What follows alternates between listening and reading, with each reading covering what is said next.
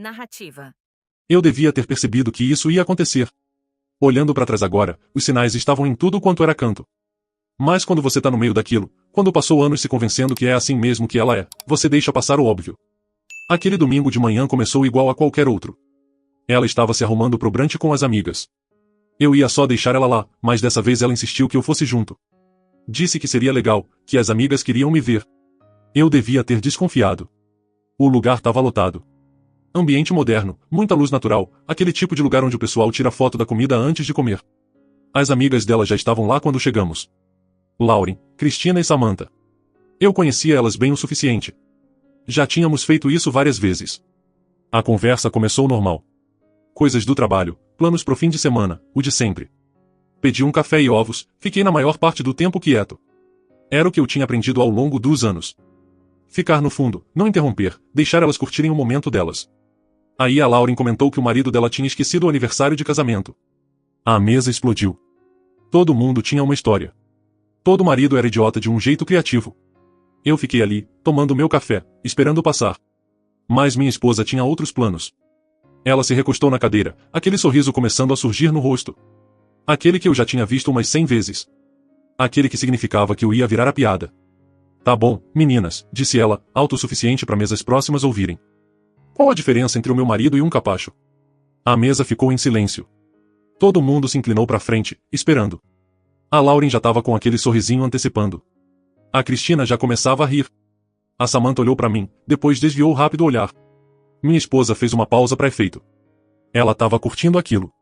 A preparação, a atenção, o momento logo antes da piada cair. Foi aí que algo dentro de mim simplesmente parou. Não estourou, parou. Tipo uma chave sendo desligada. Coloquei o café na mesa. Devagar.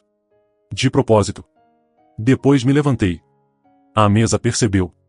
O sorriso da minha esposa vacilou um pouquinho. Mas ela já estava comprometida. Ainda esperando soltar a frase final. Eu olhei direto para ela. O capacho fica no lugar quando pisam nele. O rosto dela mudou. Confusão, depois preocupação.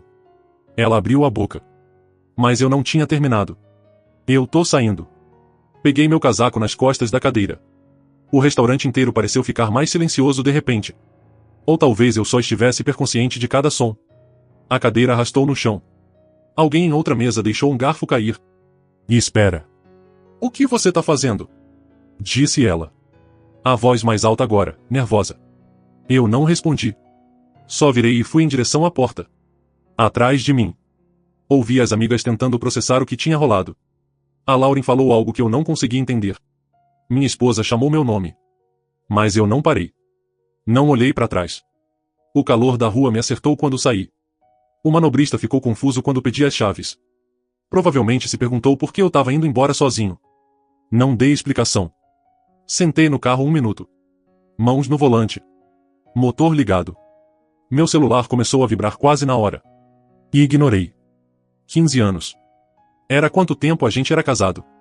15 anos sendo a piada. O marido chato. O cara que nunca fazia nada certo. Sempre bom pra dar risada em jantares. Brunch. Reuniões de família. Saí do estacionamento e fui pra casa. O celular não parava de vibrar. Mensagem atrás de mensagem. Eu vi as notificações se acumulando na tela do painel. Mas não lia. Quando cheguei em casa, fui direto pro quarto e tirei a mala do armário. Não pra mim. Pra ela. Se ela queria me tratar como capacho em público, podia achar outro lugar pra limpar os pés. Comecei a arrumar as coisas dela meticulosamente. Roupas. Sapatos. Produtos de higiene. Tudo foi pra mala. Eu não tava com raiva. Essa era a parte estranha. Eu tava calmo. Focado. De cabeça limpa pela primeira vez em anos. O celular tocou. O nome dela piscando na tela. Recusei a ligação. Tocou de novo. Recusei. Chegou uma mensagem. Para de ser ridículo. Foi só uma piada. Só uma piada. Quantas vezes eu já tinha ouvido essa frase? Quantas vezes tinha deixado passar? Me convencido que eu era muito sensível. Que precisava levar na esportiva. Sentei na beirada da cama. A mala dela meio arrumada aberta na minha frente. A casa estava quieta. Até pacífica. Outra mensagem. Cadê você? Todo mundo tá perguntando o que tem de errado com você. O que tem de errado comigo? Não o que tem de errado com ela. Não um pedido de desculpa. Só confusão por eu não ter entrado na brincadeira dessa vez. Terminei de arrumar a mala. Fechei o zíper e deixei na porta da frente. Depois troquei o código da fechadura eletrônica. Simples. Eficaz. As ligações continuavam. Coloquei o celular no silencioso e deixei virado para baixo na bancada da cozinha. Fiz almoço para mim. Um sanduíche. Batata frita. Uma bebida gelada. Sentei na mesa da cozinha e comi em silêncio. Foi a refeição mais tranquila que eu tinha feito em anos. Lá pelas 2 da tarde, ouvi um carro chegando na garagem. Depois o som da maçaneta sendo mexida. Uma vez. 2. Depois batidas fortes. Abre essa porta agora. Fiquei sentado na mesa da cozinha. Dei outra mordida no sanduíche. Mais batidas. Eu sei que você tá aí. Isso é loucura. Levantei. Fui até a porta. Mas não abri. Sua mala tá aqui. Falei através da porta. Vou deixar do lado de fora. Do que você tá falando? Abre a porta. Abri só o suficiente para empurrar a mala para fora. Depois fechei de novo. Rearmei a fechadura. O silêncio que veio depois foi curto. Aí começou o gritaria. Alto o suficiente para eu ter certeza que os vizinhos estavam ouvindo. Eu não liguei. Voltei para a cozinha.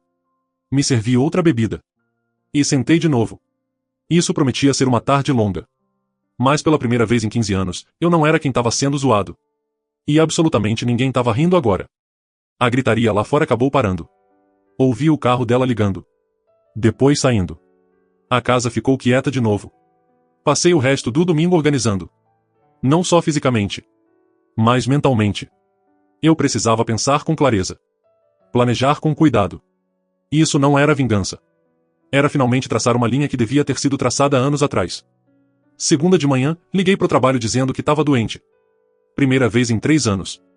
Tinha coisas para resolver que não podiam esperar. Primeira parada foi um escritório de advocacia no centro. Tinha pesquisado advogados de divórcio na noite anterior.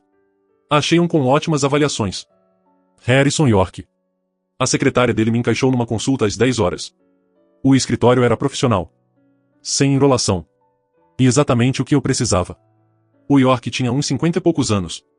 Cabelo grisalho. Jeito direto. Ele ouviu enquanto eu explicava a situação. Há quanto tempo vocês são casados? Perguntou ele. 15 anos. Filhos? Não. Ele assentiu. Fazendo anotações. Imóveis. Casa em nome dos 2. Compramos há 8 anos. Eu faço as parcelas da hipoteca da minha conta. Mas tecnicamente é dos 2. Outros bens. Conta poupança. Também conjunta. 2 carros. Os 2 quitados. O meu é mais velho. Um Nissan 2015. O dela é um Mazda 2019. O York levantou o olhar das anotações. Aqui na Flórida é distribuição equitativa. Isso quer dizer justo. Não necessariamente igual. O fato de você pagar a hipoteca importa. Você tem documentação? Extratos bancários dos últimos 5 anos. Posso pegar mais se precisar. Ótimo. O que ela faz? Trabalha meio período num consultório odontológico. Recepcionista. 20 horas por semana. Talvez. E você? Sou coordenador de logística. Tempo integral. Há 11 anos na empresa. O York recostou na cadeira. Pelo que você tá me contando, isso vai ser bem direto. Sem filho simplifica muito. A questão é se ela vai contestar. Vai. Garantido. Então a gente se prepara para isso. Vou precisar que você junte toda a documentação financeira. Extratos bancários. Documentos da hipoteca. Títulos dos carros. Extratos de cartão de crédito. Tudo. Dá para fazer? Já comecei. Ele deu um leve sorriso. Ótimo. A maioria chega aqui emocional. Despreparada. Você parece ter a cabeça no lugar. Tive 15 anos para pensar nisso. Só não percebi até ontem. Saí do escritório dele com um contrato de honorários e uma lista clara do que precisava fazer. Foi bom. Movimento pra frente. Meu celular estava explodindo desde domingo. Eu contei 43 chamadas perdidas e 68 mensagens de texto. Não li a maioria, mas vi o suficiente nas notificações para saber o padrão. Primeiro veio raiva. Depois confusão. Depois tentativas de manipulação. Agora aparentemente estávamos na fase de envolver outras pessoas. A mãe dela ligou 2 vezes. Não atendi. A irmã dela ligou. E ignorei. Depois, surpreendentemente, meu próprio irmão ligou. E aí, o que tá rolando? Disse o Greg quando finalmente atendi. A Raquel me ligou. Tá dizendo que você trancou ela pra fora de casa. Raquel. Minha esposa. Parecia estranho ouvir o nome dela dito em voz alta por outra pessoa. É verdade. Falei. Cara, o que rolou? Ela disse que foi por causa de uma piada no brunch. Não foi por causa de uma piada. Foi por causa de 15 anos de piadas. Silêncio do lado dele. Depois, tá, quer explicar isso? E expliquei. Falei do brunch, mas também de tudo mais. Dos jantares onde eu era piada. Das reuniões de família onde ela contava histórias da minha suposta incompetência. O padrão constante, interminável de humilhação pública disfarçada de humor. O Greg ficou quieto um tempão depois que terminei. Nunca percebi, disse ele finalmente. Quer dizer, achava que vocês eram só, sei lá, brincalhões. Tem brincadeira, e tem ser saco de pancada verbal de alguém. Cansei de ser a segunda opção. Então você tá mesmo se divorciando dela? Já fui no advogado hoje de manhã. Caramba. Tá. Bom, pra que conste, eu tô do seu lado. Se é o que você precisa fazer, faz. Essa era a diferença entre meu irmão e a maioria das pessoas. Ele não tentou consertar. Não sugeriu terapia de casal. Não disse que eu tava exagerando. Só apoiou a decisão. Valeu, falei.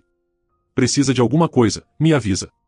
Depois que desligamos, voltei minha atenção para a documentação. Passei horas fuçando arquivos, imprimindo extratos, organizando tudo em pastas. O York queria completo, e era isso que ele ia receber. Lá pelas 6 da noite, bateram na porta. Diferente das pancadas de ontem. Essa era mais calma, mais controlada. Dei uma olhada pelo olho mágico. Raquel, mas não estava sozinha. A irmã dela, Samantha, estava junto. Abri a porta, mas deixei a corrente de segurança engatada. A gente pode conversar? Perguntou a Raquel. Os olhos vermelhos. Tinha chorado. Sobre o quê? Sobre isso. Sobre a gente. Por favor, podemos só conversar lá dentro? Não. A Samantha deu um passo à frente. Qual é? Seja razoável. Ela é sua esposa. É a pessoa que me humilhou em público ontem. Isso que ela é. Foi uma piada que foi longe demais. Raquel disse rápido. Eu admito. Desculpa. Mas isso? Trocar a fechadura. Ignorar minhas ligações. Falar em divórcio? Isso é extremo. É mesmo? Porque do meu ponto de vista, o extremo é passar 15 anos tratando o marido como se ele não valesse nada e achar que ele vai simplesmente engolir. Eu nunca disse que você não valia nada. Você não precisou dizer. Você mostrou. Toda vez que me transformou na piada. Toda vez que revirou os olhos quando eu falava. Toda vez que reclamou de mim para as suas amigas com eu sentado do lado. A Samantha tentou de novo. Olha, todo casamento tem fases ruins. Vocês dois podem resolver isso. A gente não vai resolver nada.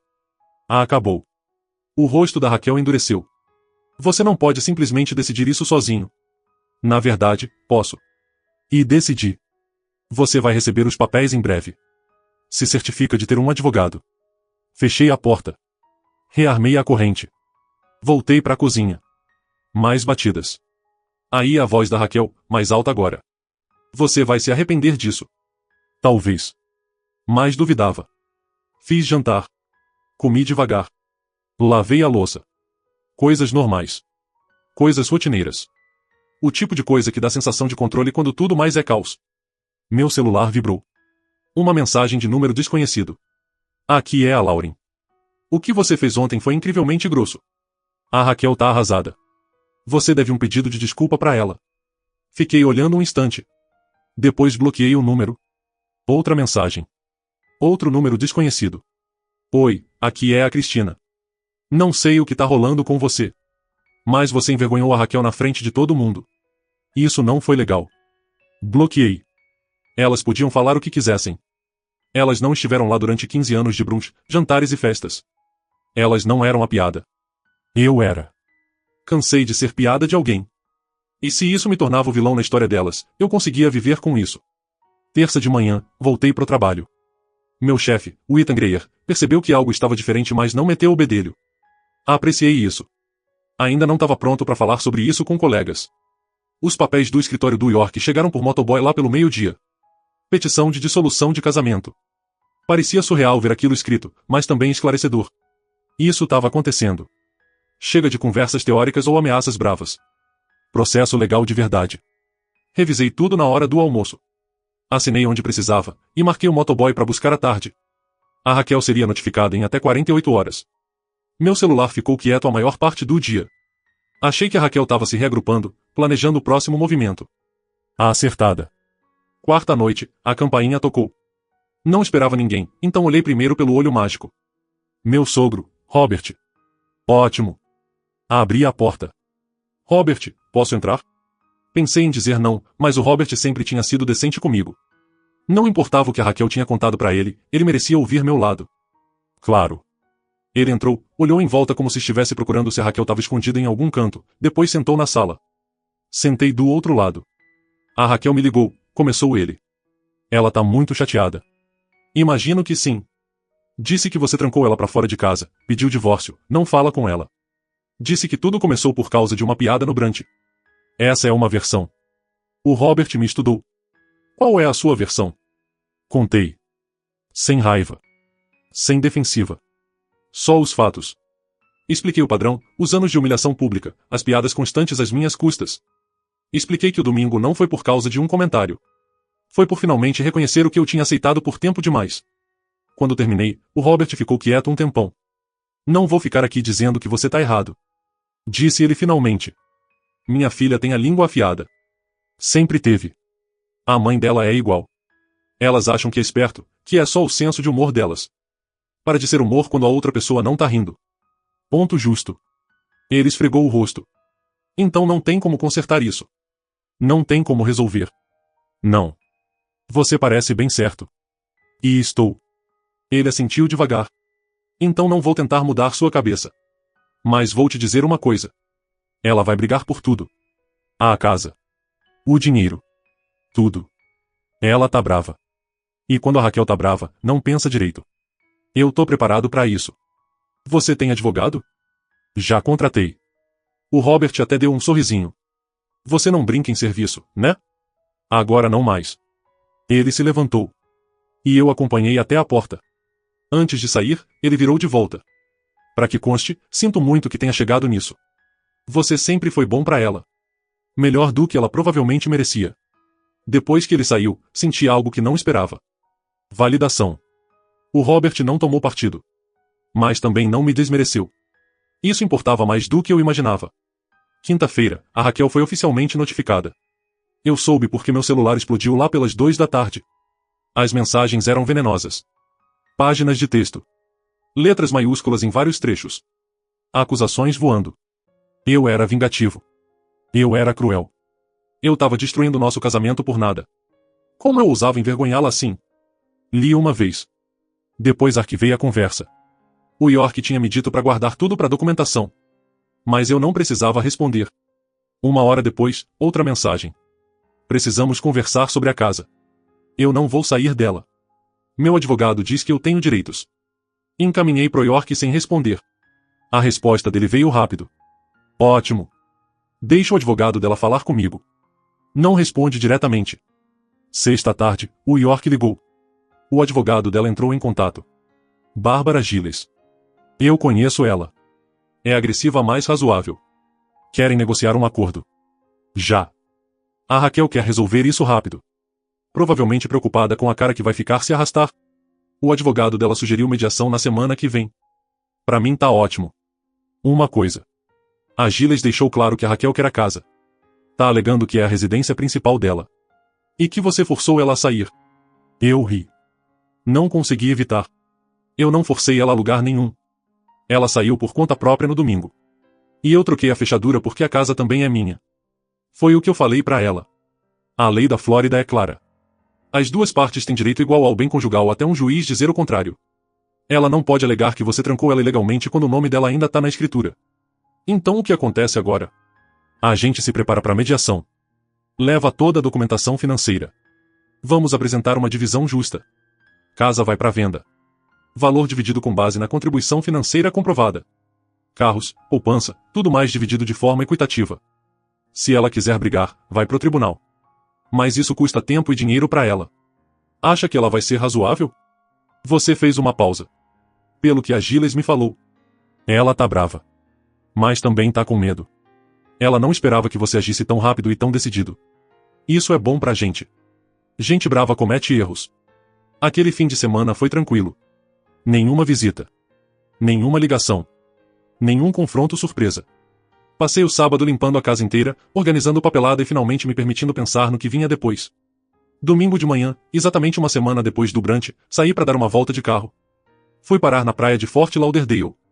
Estacionei, desci até a água e fiquei lá parado um tempo. Uma semana atrás, eu estava sentado num restaurante, sendo humilhado na frente de estranhos. Agora eu estava aqui, sozinho, mas não solitário. Livre, na verdade. Meu celular vibrou. Uma mensagem do Greg. Como você tá segurando? Melhor do que eu esperava. Respondi. Oh, me espace. Me avisa se precisar de qualquer coisa. Oferta séria. Apreciei isso. Meu irmão não estava tentando consertar nem dar conselho. Só estava ali. Fiquei mais uma hora na praia, depois voltei para casa. Quando cheguei, tinha um envelope colado na porta da frente. Tirei, abri. Uma carta escrita à mão da Raquel. Sei que você não vai atender minhas ligações, então tô escrevendo isso.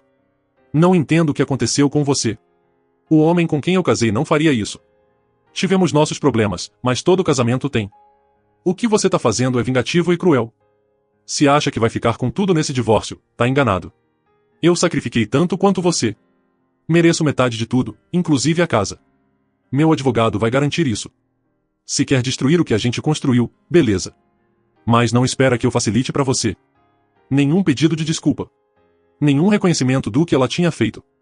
Só ameaças e direito. Dobrei a carta, coloquei na pasta de documentação e entrei. A mediação estava marcada para quarta. Faltavam poucos dias. Eu estava pronto. A quarta chegou mais rápido do que eu esperava. A mediação era às 10 horas da manhã num escritório neutro no centro. O York me encontrou no saguão 15 minutos antes. Lembre-se, fica calmo. Não fica emocional. Não entra em discussão. Responde as perguntas direto. Deixa que eu cuido do resto. Entendido. Entramos na sala de reuniões. A Raquel já estava lá com a advogada dela, Bárbara Giles. A mediadora, uma mulher mais velha chamada Mary Thornton, sentou na cabeceira da mesa. A Raquel estava diferente. Cansada. A maquiagem mais pesada que o normal. Provavelmente tentando esconder que não estava dormindo direito. Ela não olhava para mim diretamente. A Thornton começou com um discurso padrão sobre negociação de boa-fé. Respeito mútuo. Encontrar pontos em comum. Eu escutei educadamente enquanto revisava minha pasta de documentos. Vamos começar pelo principal bem conjugal. A casa na Oak Avenue, disse a Thornton. Senhora Harrison, qual a posição? A Giles falou. Minha cliente deseja ficar com a casa. Ela mora lá há 8 anos, considera o lar dela, e foi removida à força pelo marido sem aviso. O York não perdeu tempo. Isso é impreciso. A senhora Harrison saiu da propriedade por vontade própria no domingo, 10 de março. Meu cliente trocou o código da fechadura eletrônica, o que é direito dele como coproprietário. Ela não foi removida à força de lugar nenhum. Ele trancou ela para fora da própria casa. A Giles rebateu. Casa deles? Correção feita. Os dois nomes estão na escritura. As duas partes têm direito legal igual à propriedade até um juiz determinar o contrário. Meu cliente reside lá e mantém os pagamentos da hipoteca da conta pessoal dele durante todo o casamento. Ele passou uma pilha de extratos bancários pela mesa. Como podem ver, todos os pagamentos da hipoteca dos últimos 8 anos saíram da conta corrente do meu cliente. Imposto predial, seguro residencial, custos de manutenção, tudo pago por ele. A Giles revisou os documentos. A expressão dela ficou um pouco mais tensa. Minha cliente contribuiu para a casa de outras formas. Tenho certeza que sim. É por isso que estamos propondo uma divisão equitativa, não exigindo posse total. A casa vai à venda, o valor dividido com base na contribuição financeira comprovada. Meu cliente pagou aproximadamente 78% de todos os custos da moradia. Ele aceita se contentar com 65% do valor da venda. A Raquel finalmente falou. Isso não é justo. Eu moro lá também. Eu fiz daquela casa um lar. O York olhou para ela calmamente e você será compensada justamente por isso. 65-35 é mais que generoso considerando o histórico de pagamentos. A Thornton fez anotações. Vamos para os outros bens. 2 veículos, correto? Essa parte foi direta. Meu Nissan era mais velho, quitado, valia uns $8.000. O Mazda dela era mais novo, também quitado, valia uns 15 mil. Cada um ficaria com o próprio carro. A conta poupança foi onde ficou interessante. A poupança conjunta atualmente tem $42.000. O York disse, meu cliente propõe divisão 50-50, 21 mil para cada. A Giles balançou a cabeça. Minha cliente acredita que tem direito a mais considerando que vai precisar garantir nova moradia. Ela vai ter moradia com os 21 mil dela mais a parte da venda da casa, disse o York. Isso é substancial. A Raquel se inclinou para frente. Eu só trabalho meio período porque a gente combinou que eu trabalharia. Agora você tá me punindo por isso. Eu tinha ficado quieto até ali, mas algo no tom dela fez eu responder. A gente combinou que você trabalharia meio período porque você quis, falei com calma. Toda vez que eu sugeri que você trabalhasse integral, você disse que não queria. Foi escolha sua. Você me fazia sentir culpada por querer tempo para mim. Isso não é verdade e você sabe. A Thornton levantou a mão. Vamos manter isso produtivo, por favor. A Giles tentou outro ângulo. Minha cliente tem danos emocionais a considerar. A humilhação pública de ser abandonada num restaurante. O pedido repentino de divórcio. Ser trancada para fora de casa. Essas ações causaram estresse significativo. O York até sorriu. Agora estamos falando de danos emocionais. Porque meu cliente tem documentação extensa de humilhação pública ao longo de 15 anos. Querem seguir por esse caminho? A sala ficou quieta. A Giles olhou para Raquel, que tinha ficado pálida. Que documentação? O York tirou outra pasta. Mensagens de texto de amigos e família mencionando meu cliente como alvo de piadas. Posts em redes sociais onde a senhora Harrison zombava publicamente da suposta incompetência do marido. Declarações de testemunhas que estiveram em eventos sociais onde ela consistentemente o menosprezava na frente dos outros. Ele passou a pasta. Se quisermos falar de danos emocionais e estresse, temos um caso muito mais forte. Eu vi o rosto da Raquel enquanto a Giles revisava os documentos. Ela claramente não esperava isso. Não achava que eu tinha guardado, documentado, me preparado. Onde você conseguiu isso? Perguntou a Raquel, a voz tremendo. Prints das suas redes sociais públicas. Mensagens que você mandou do plano de celular conjunto. Declarações de pessoas que presenciaram seu comportamento, inclusive do seu próprio pai. Os olhos dela se arregalaram. Meu pai deu uma declaração para você? Ele confirmou que você tem um padrão de usar humor como arma. Sim, ele não queria. Mas quando pressionado se tinha presenciado você menosprezando publicamente seu marido, respondeu com honestidade. A Raquel parecia que tinha levado um tapa. A Giles virava as páginas. A expressão ficando mais preocupada a cada uma. A Thornton pigarreou. Talvez devêssemos fazer uma pausa curta. Saímos pro corredor. O York parecia satisfeito. Isso foi bem. Você acha? Ela não esperava a documentação. A maioria na posição dela acha que a outra parte não vai ter prova, não vai ter testemunhas. Você fez o dever de casa. E isso importa. 15 minutos depois, voltamos. O jeito da Raquel tinha mudado completamente. A raiva tinha sumido, substituída por algo mais próximo de derrota. A Giles falou com cuidado. Minha cliente aceita a divisão proposta dos bens. 65-35 na venda da casa. 50-50 na poupança. Cada um fica com o próprio veículo. Ela tem uma condição. Quer que isso seja finalizado rápido e discretamente. Sem audiência pública no tribunal. O York olhou para mim. Eu assenti. Concordado. Podemos ter os documentos finais prontos até o fim da semana. A Thornton tornou oficial, detalhando o acordo, confirmando que as duas partes entendiam e aceitavam os termos. A Raquel assinou sem olhar para mim uma vez. Enquanto juntávamos nossas coisas para sair, ela finalmente falou diretamente comigo. Espero que você esteja feliz. Encontrei os olhos dela. Não tô feliz. Só tô acabado. Valeu a pena? Destruir 15 anos por causa de uma piada. Não foi uma piada, Raquel. Foi um padrão. E sim, terminar algo que estava me destruindo aos poucos vale totalmente a pena. Ela não teve resposta para isso. Eu e o York saímos do prédio. O sol estava forte, a tarde quente. Eu me senti mais leve de algum jeito. Parabéns, disse o York. Isso podia ter arrastado por meses. Em vez disso, estamos olhando para a finalização em poucas semanas. Obrigado pela ajuda. Só fazendo o meu trabalho. Mas entre nós, você lidou com isso melhor que a maioria dos clientes. Ficou calmo, não caiu nas provocações, veio preparado. Foi por isso que ganhou. Dirigi para casa pensando naquela palavra. Ganhou. Será que eu tinha ganhado? Talvez. Ou talvez eu só tivesse finalmente parado de perder. De qualquer jeito, eu estava seguindo em frente. E isso era suficiente. As 3 semanas seguintes passaram num borrão de papelada, assinaturas e logística. A casa foi pro mercado imediatamente. O York tinha indicado uma corretora boa, e em 10 dias já tínhamos uma proposta. Não incrível, mas justa. O suficiente para seguir em frente. Eu e a Raquel só nos comunicávamos pelos advogados. Ela pegou o resto das coisas dela num dia combinado em que eu fiz questão de estar no trabalho. Sem drama. Sem confronto. Só separação eficiente. Comecei a procurar lugares para alugar. Nada chique, só algo limpo e acessível. Achei uma townhouse decente mais perto do trabalho, 2 quartos, bairro tranquilo. Assinei o contrato e me mudei num sábado com a ajuda do Greg e de uns caras do trabalho. Isso aqui tá legal, disse o Greg, olhando a sala vazia. Recomeço do zero. Essa é a ideia. Passamos a tarde trazendo móveis, montando o básico. No fim do dia, o lugar já parecia habitável. O Greg pediu pizza, e a gente sentou no meu sofá novo comendo e vendo jogo na TV. Como você tá se sentindo com tudo isso? Perguntou ele no intervalo comercial. Sinceramente, aliviado. Fico esperando bater o arrependimento, ou sei lá o que, mas não bateu.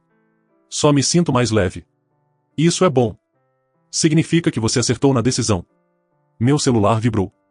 Uma mensagem de número desconhecido. Quase ignorei, mas algo fez eu olhar. Aqui é a Cristina. Te devo um pedido de desculpa.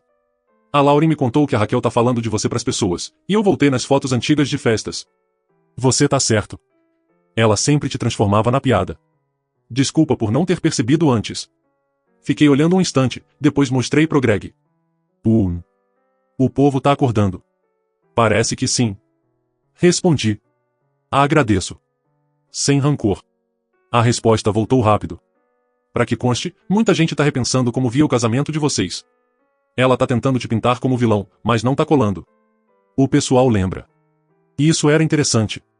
Eu achava que a Raquel ia controlar a narrativa entre as amigas. Pelo visto não.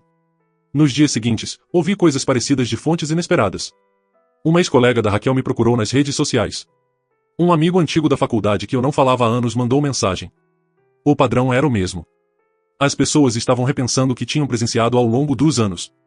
Eu não entrei muito na conversa. Não precisava me defender nem explicar. A verdade estava se sustentando sozinha. No trabalho, as coisas também melhoraram. O Ita me chamou de lado uma tarde. Não sei o que tá rolando na sua vida pessoal, e você não precisa me contar, mas notei que você tá mais afiado ultimamente. Mais focado. Seja lá as mudanças que você tá fazendo, continua assim. Valeu.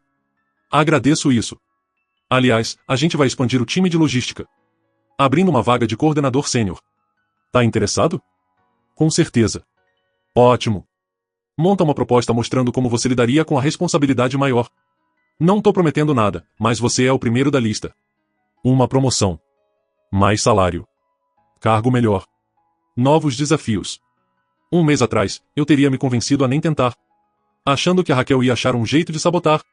Agora, eu tava pronto. Passei aquele fim de semana trabalhando na proposta. Pesquisei padrões da indústria. Detalhei melhorias de eficiência. Projetei economia de custos. Quando terminei, tava sólido.